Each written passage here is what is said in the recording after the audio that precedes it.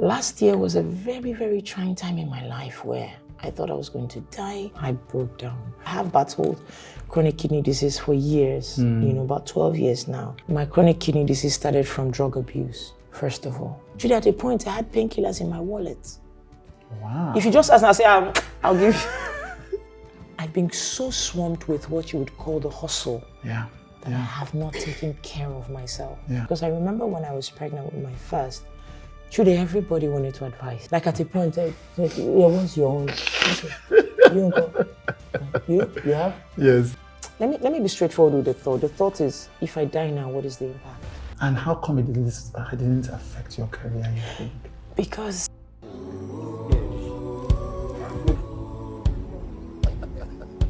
come for me.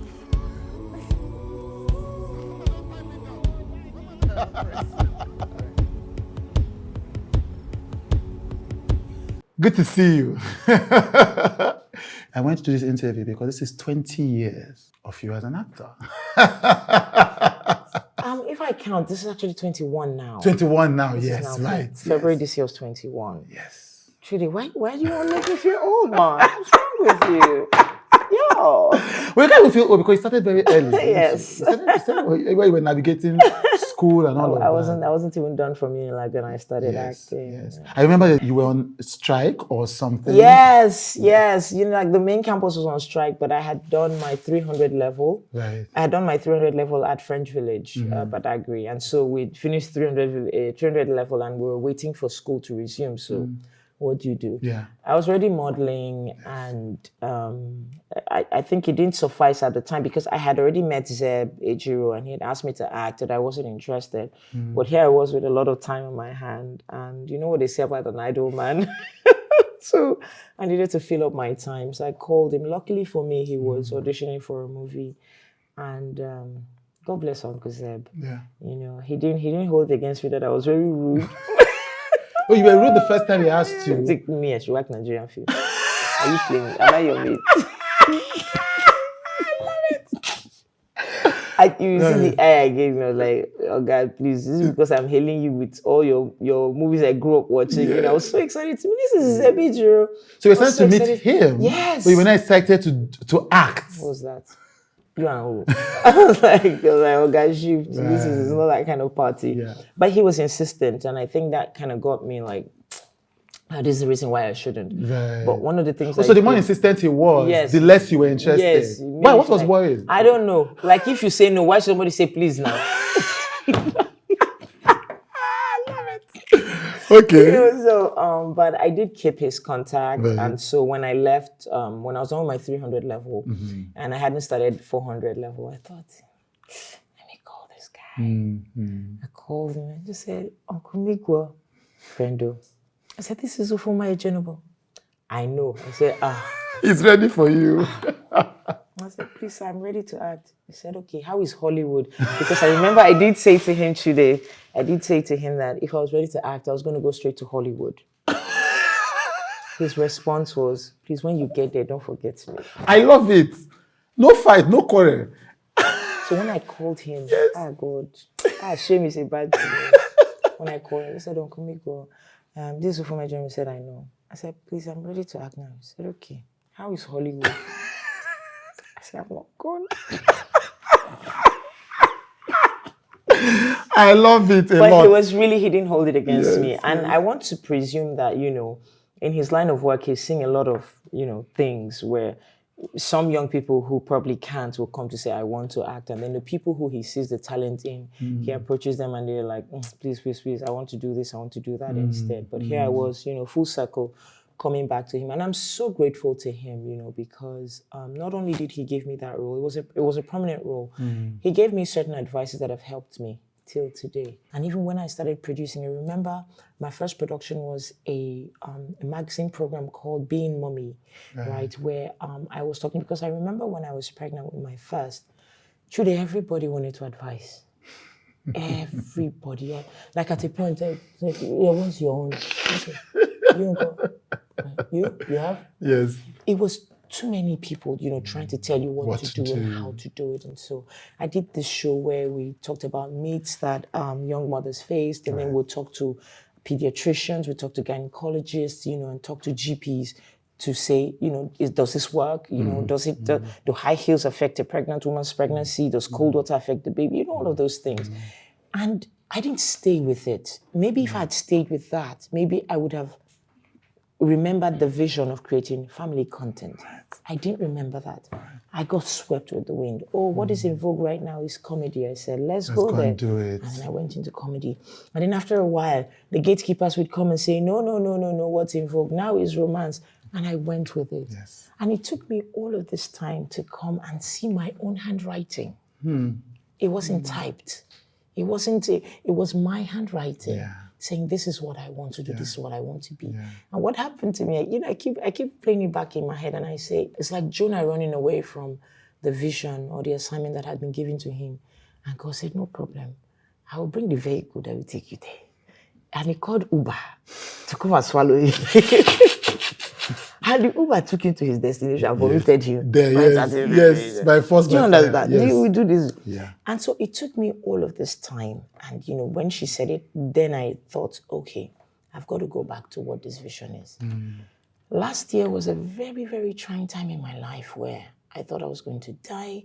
You thought you were going to die? Yeah, there were doctors. There were 3 different medical reports. I have battled chronic kidney disease for years, about 12 years now. Right. But for some reason, I'd overworked myself. I'd been on the Harewood schedule for a while and, we're on tour, and it really took a toll. And I had pushed my body, and I was borderline stage 4. And when you are hoping it's a lie, so you pay another doctor, it says the same thing. I went to the UK, it was the same result. And at that point, I couldn't do anything for almost 6 months. I couldn't work, I couldn't do anything. All I had to do was think.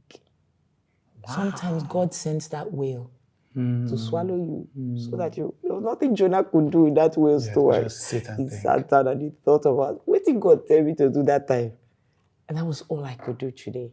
I'd sit in my bed. My kids used to call me a couch potato. They're going to school, I'm on the couch saying bye-bye. All I could do was think. I had to think, how?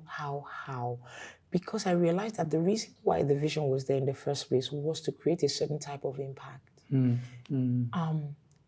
Till today, I think we still lack content that children can, local content that children can sit in front of the TV and watch without you at one point sending them a stupid, futile message, right?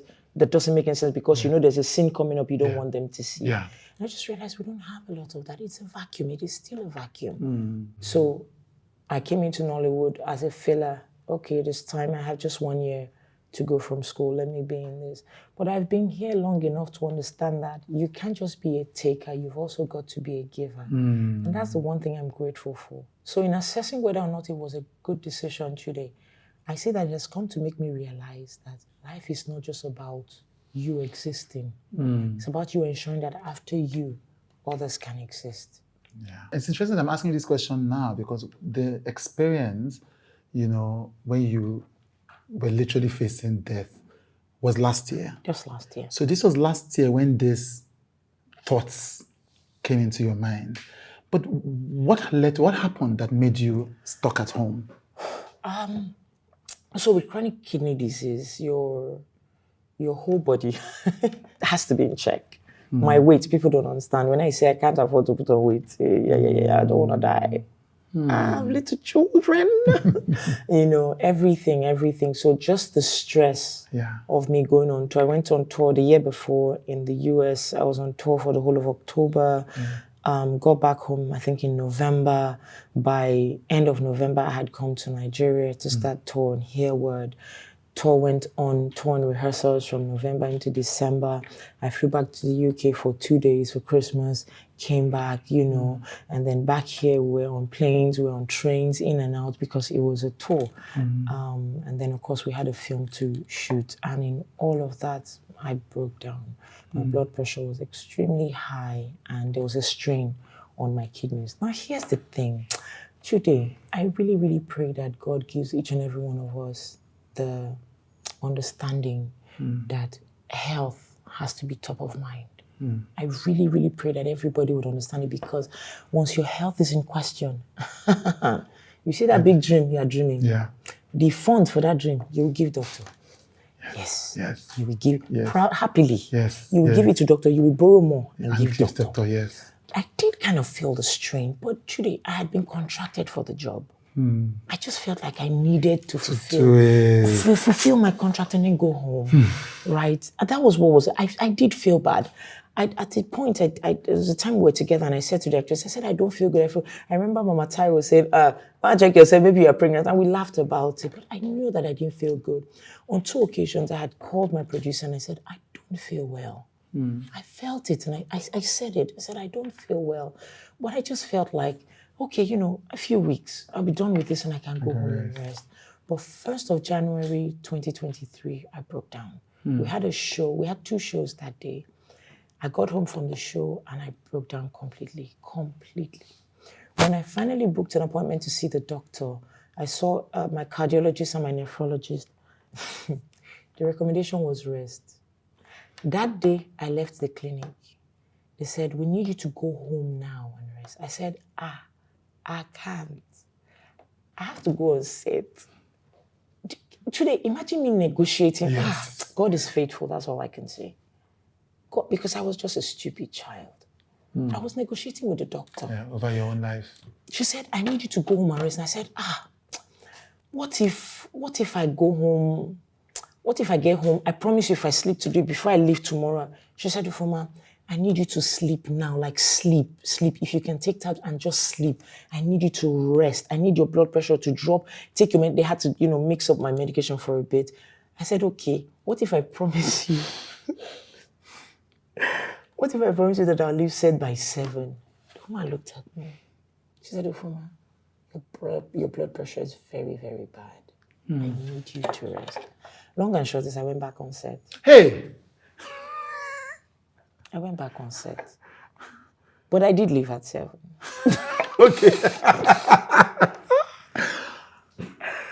I went home at 7. And at that time, I think the harm had been done, the strain. I had to do all my tests again. In fact, I think I did between the 1st and the 5th of January, I did 2 tests, for all my creatinine. All of the tests. I had to do it twice. By the time, they had done the test and they were sure that I was borderline stage 4, I said, okay, what can I do? This was when my head now came home. I said, what can I do? And they said, you need to rest. Yeah. I said, no, what can I take? They must be men. You need to rest.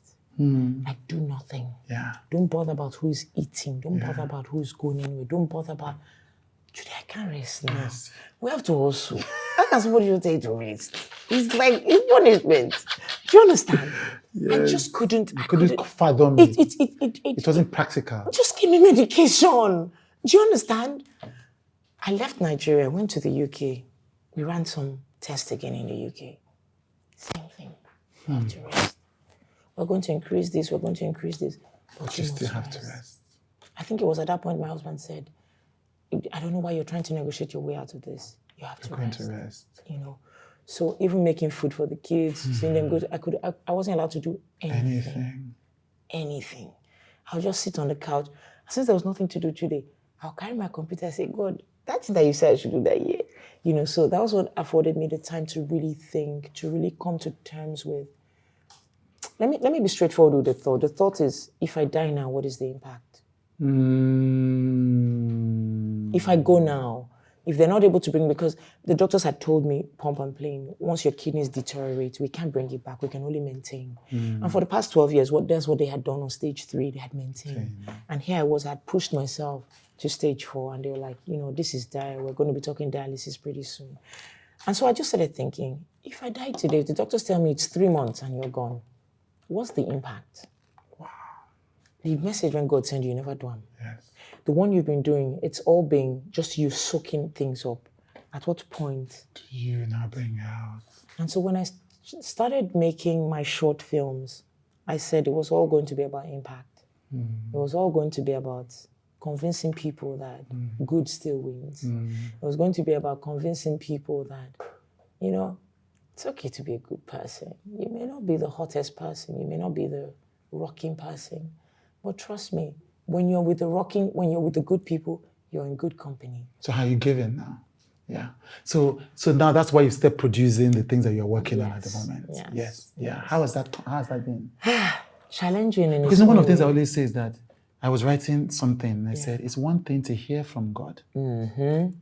There's another thing to move. Are you there? Because we say we are spirit, but we're in a human body. And everything around you is human. Yes. It's physical. Yes, it's questioning, it's testing. Yeah. One of the things that I know for sure, if he has given you that assignment, he would equip you for it. A lot of times we expect the equipment to be easy. We just expect that it's going to be one handheld camera. Sometimes God wants you to carry steady cam with all the gear that is heavier. You need to hit a bar before you carry it. It is still equipment. Yeah. Right? So we expect the equipment to be light and easy. Yeah. May not be the best for what he has assigned us to do. Yeah. And I've realized how difficult this is because I've built a family where at every point in time, with certain times, they're expecting they're going to do this work. It's not the days I come on set and I cry and I'm like, everybody's not on the same page with me. Yes. What is going on? Yeah. It's like I just take one step forward and then somebody will just come into the team and tell us, no, we need to revise back, and I swear. And you question everything at that time. But I know that for every assignment God has given you, He will equip you to finish it. Yeah. All you need to do is stay the course. It's not going to be easy. The truth is, even going off the vision on its own is not easy. Yeah. So I'd rather have it difficult on course, with the vision. With the thing that you are doing on purpose. On purpose. Yes. Than going and having it difficult and... Yes. Like my mother would say, jaga. Yeah. So it's hard, but it's rewarding. You have that fulfillment in your spirit, and that's enough. Yeah. You've not spoken about this anywhere else. Yeah. Talking about it, what is occurring to me is you're talking about something scary, as if, and it's particularly because in 2017, you lost your brother to the same chronic kidney disease. Yeah. Yes. When my brother had the chronic kidney disease, he wasn't diagnosed on time. Let me tell you what my saving grace was. I was diagnosed when I was pregnant. And that's because I had to submit myself regularly to the hospital for my antenatal. Other than that, Chude, would I have walked into a hospital just say I want to? Yeah. I really, really pray that God would make everybody listening to this today understand how important health is. I really wish everybody would understand. My brother was diagnosed late. My brother was diagnosed already on stage 4. He had to go straight into dialysis. And there were already complications, at the time he was diagnosed. I was diagnosed a lot earlier. And so, I've lived on medications and all for all that time, almost 12 years now. But something I was able to learn as well, when my brother passed, I ran to my cardiologist. Now, every time I have a check, I end up asking them, am I done in time? So they say, Fuma, get out of this place. Leave this place. Yeah. I ran to the hospital. I was scared. My parents were scared. My parents were so scared. And I said, is this genetic? Does it mean that, I will die? And the doctor said, you need to understand how certain ailments work. We first of all had to do and go and trace the fact that my chronic kidney disease started from drug abuse, first of all, right? So I'd always grown up having migraines, I have headaches, eye ache, if I had eye problem, I don't agree with glasses because I thought glasses were for geeks. Do you understand? So there are too many nonsense that we take for granted. God, please just help everybody listening to this. I really, really pray that everybody has that epiphany to understand how important health is. I'd have my glasses and I wouldn't wear them because I didn't think I looked cool with glasses. Wow. Why would I need to wear glasses? And then I'd have a migraine. And then after I have a migraine, I'm taking painkillers. And I don't take ordinary painkillers. I take strong painkillers because I wanted the pain to go now. Judy, at a point, I had painkillers in my wallet. Wow. If you just ask and I say, I'll give you. I say, I'll give you. Now I've become a free ambassador. But not. What? If you tell me you have a headache, I'll say, come. Yes. Have you slept? Yes. Have you Are pooped? checking water? Have you eaten? Have you taken what? I will ask you questions. Have you been in an environment where there's a bad smell that has offended your senses? I will ask you because you think I'm a doctor. I've become a free ambassador because I realized what drug abuse did to me and how I've lived with it. And the doctor said to me, she said, you were exposed to certain behaviors. This is your brother who grew up in the same household with you. He was exposed to the same thing. Doesn't mean that it's genetics. It doesn't mean that, because this happened to him. The only reason both of you are having the exact same similar experiences is because you were exposed to the same things. You have a headache, you take a strong painkiller. At a point, when I was in secondary school, in boarding school, when my mom buys provisions, she'd buy my painkillers. Wow. Yes. Wow. In preempting the migraines, And it was second nature. I'll put one in my school bag, one in the locker, It had to be everywhere that I could reach. Easily. Wow. But I didn't know that was me abusing drugs. Yeah. I didn't know. I think I was first diagnosed with a high blood pressure when I was 25 or 26. I didn't even know what that was. I went to the ENT because I realized I was sounding hoarser. I mean, I'd always been an alto, but I could still sing a soprano. But then it became painful to even try. So I went to an ENT to get, check the nodules and see if I could have a surgery to have them removed.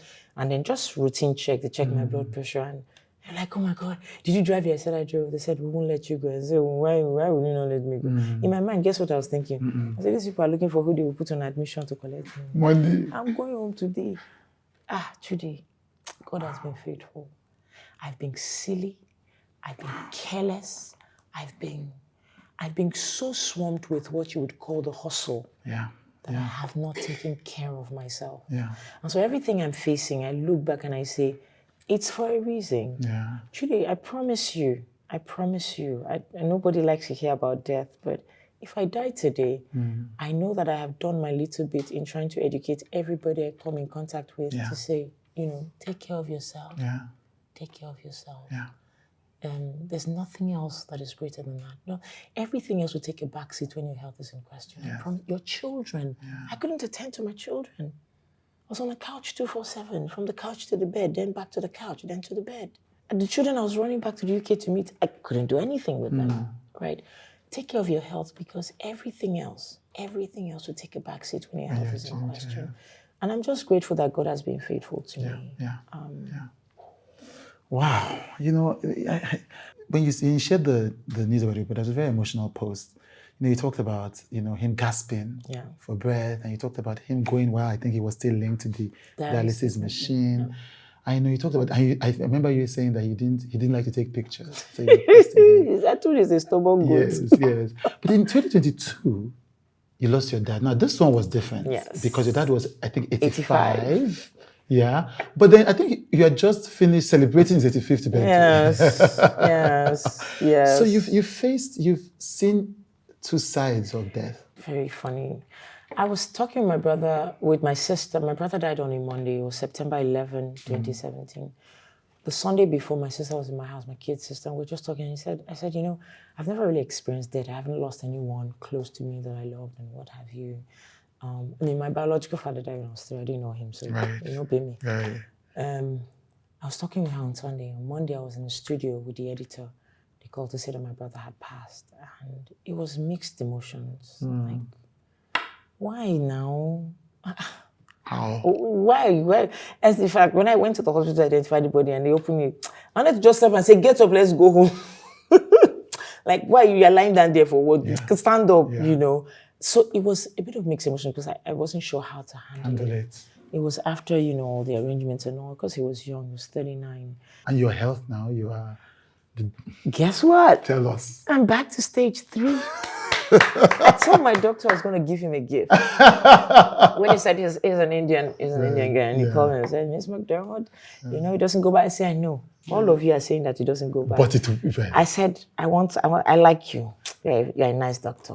I want it to be on your record that I got better. You watch. And then, I did a lot of things I did. I dropped my weight. My weight dropped drastically. Me and asparagus, we became good friends because it helps with blood pressure. Broccoli. It's not nice, but now it tastes like chocolate. Fantastic. Vegetables taste like chocolate. I love it. I did my eating right, made sure that I had enough roughage, and then bowel movement, because I usually had problems with bowel movements.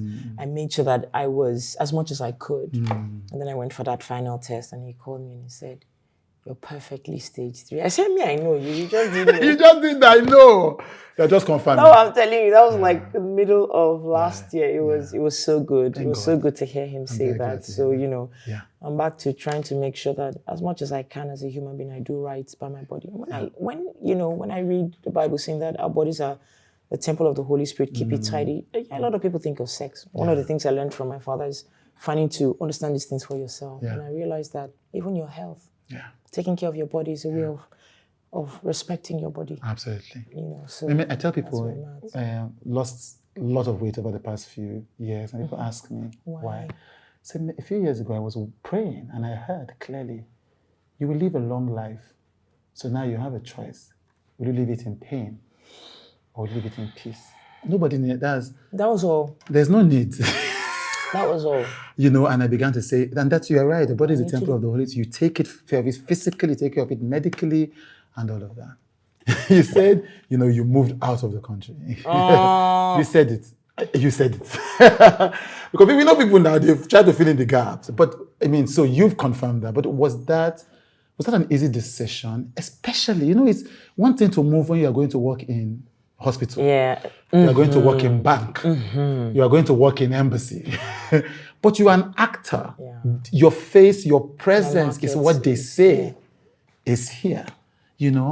Were you scared? How did you overcome that fear?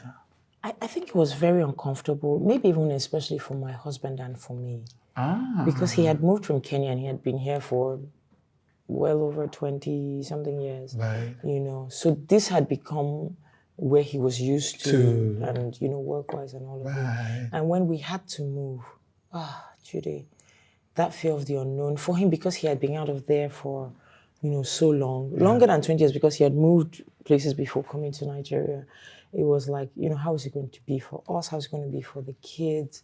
Yes, we did contemplate a lot of things, but at the end of the day, when we, sat down to talk about it, we realized that there was, it was a move we had to make at the time we made the move. And we did realize that, yes, this was principally my market. I had to function here first, primarily, before anywhere else. So UK is our backyard now. And just me and you talk tonight, tomorrow morning. Yes, I can be there. In Lagos. It wasn't easy because besides the financial, commitment to it, it was just everybody being rooted here. I've never lived anywhere else all my life. I wasn't interested in living anywhere. I did know, when you get married to a Brit, you know that at some point, if he says, "I'm tired, I want to go home," that's a possibility. You'll pack your family and go. But we weren't at that point. It was other factors, and it wasn't an easy decision, honestly. But we had to do what we had to do. Yeah. Particularly for the kids, but yes, we had to. For the kids. And how come it didn't affect your career, you think? Because I didn't talk about it, Chude. Yeah. A lot of people think they know me. I'm amazed when I see people, maybe someone says something and then people come to fight. I smile because people don't know the half of me. Everything you see about me, everything you know about me is what I want you to know about me. So a lot of people couldn't figure out. Sometimes they're like, is she on a trip? But this picture doesn't look like Nigeria. It's not, social media is so, if you don't know how to use it, you're going to bury yourself in it, right? And I hope that I'm using social media right. I don't want to have to be so dependent on social media that everything I do is on there. So people didn't know about it because I didn't talk about it. Well, thank you for sharing with me. And thank you for these amazing stories. Many years ago, I heard Ima Ogoli, who used to be a presenter at MBI, the top entertainment TV host in the country. And he talked about, the fact that he had abused drugs as well. And that is when I learned, before, where is the neuro? Small, that's small headache. Yes. Tiny, just like you say, go and buy. And just that random thing he said in an interview completely changed my relationship with painkillers. So, like you said, I know, not just I hope, that people's lives are going to be changed by this conversation. So. Thank you for joining me. Thank you, And my Chude. love to the kids. I will. Thank you.